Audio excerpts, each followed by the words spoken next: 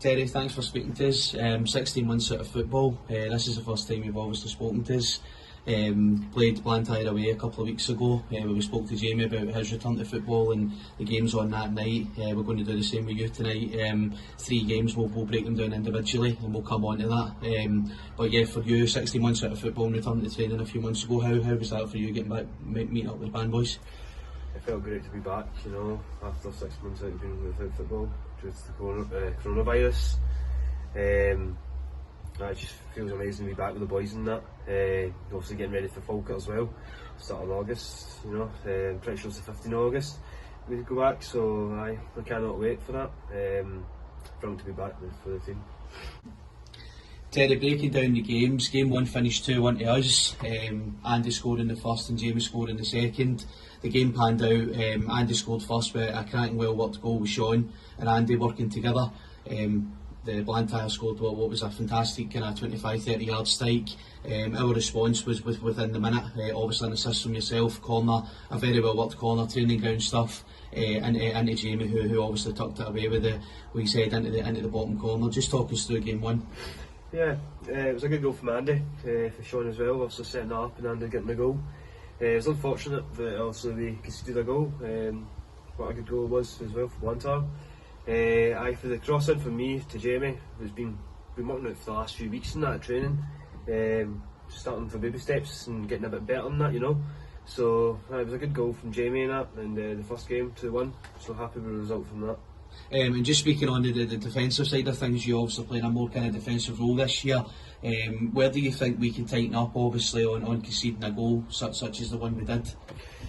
Just need to try and communicate and get into the shape, you know. Obviously, fair enough, we just came back from training, that's going to be rusty and that, but obviously the more training we get, the better we get as well. Obviously the lads and that who came in as well, obviously we just need to just play well in that. Obviously we done well in that game, getting that win, you know. Don't get me wrong, Blantyre came with as a good game last time, but a friend is a friendly, you know. Terry, game 2 finished 1 each.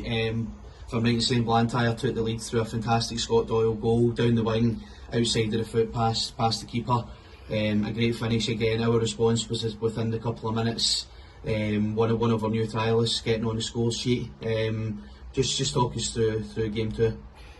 Yeah, we conceded the first goal from Blantyre from a good goal from Scott Doyle. Good player.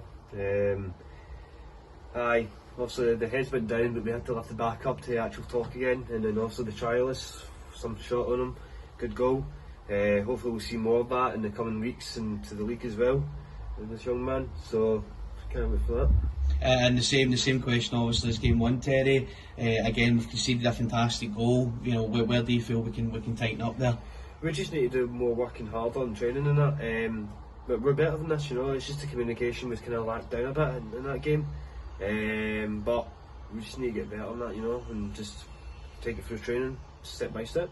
And obviously just mentioning Scott again, you know Scott well obviously from your younger years, just how nice a moment it was you obviously taking football aside as friends. How nice was it for you to see Scott scoring a goal like that? It's good, you know. Scott's a good player, he's a young good player and that. He's got a lot of potential in him, young man. I've known him since Claremont and that, and then he moved to Blantyre, and you know what, probably a good decision for him moving there because he's out of the shadows from young players like David as well when he played for Claremont.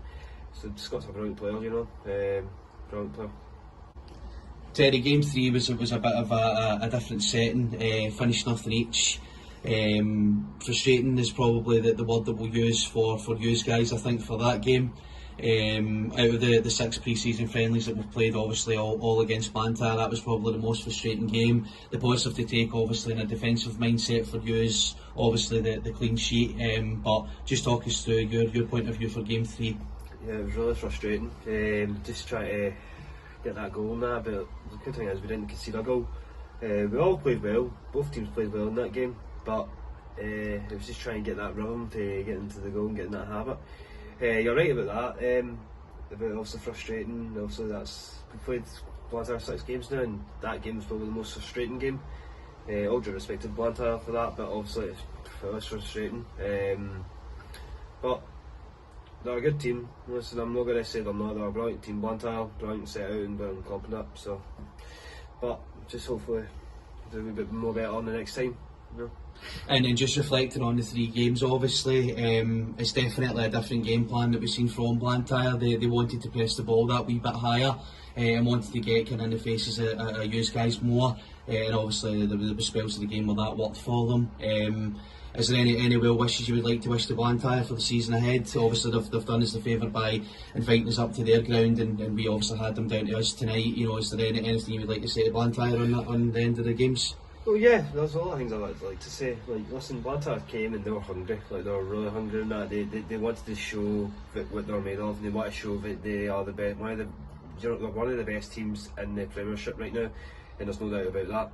They're an amazing team. The manager, David, as well.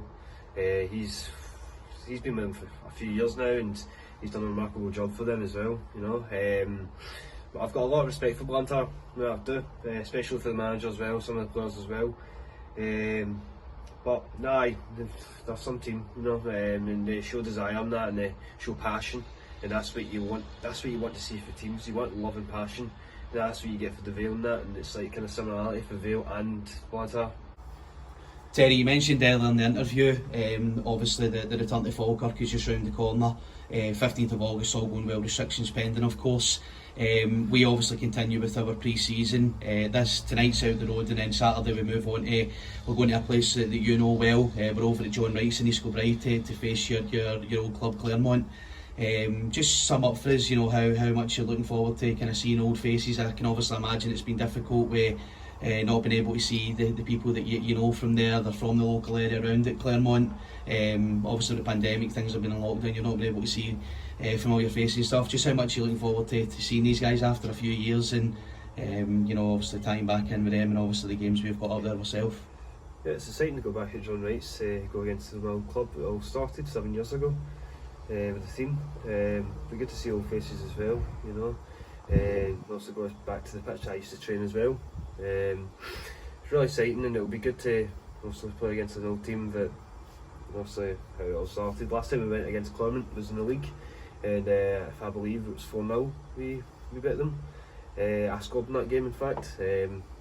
But I'm really excited for Saturday's game. Also for tonight's game today against Blantyre. Also that's over and done with, and we can move forward for the game on Saturday. Terry, 4 weeks left of pre-season, which takes us up to the 15th of August. More fixtures obviously included in between that, the trip away to Claremont, and potentially a tournament being held by one of the clubs. Just how much are you looking forward to continuing the next 4 weeks of pre-season to take us into the competitive games from August? Yeah, really exciting, you know, for the 4 weeks of pre-season, really exciting, especially for the game on Saturday against Claremont. Obviously cannot wait for that. And the tournament is going to be hosted by one of the clubs as well. I can't wait for that. It'll be a really good experience in that, and it'll be a good experience for obviously the other clubs as well to get out there and play football, for obviously get ready for Falkirk on August the 15th. So yeah, I'm really excited for that.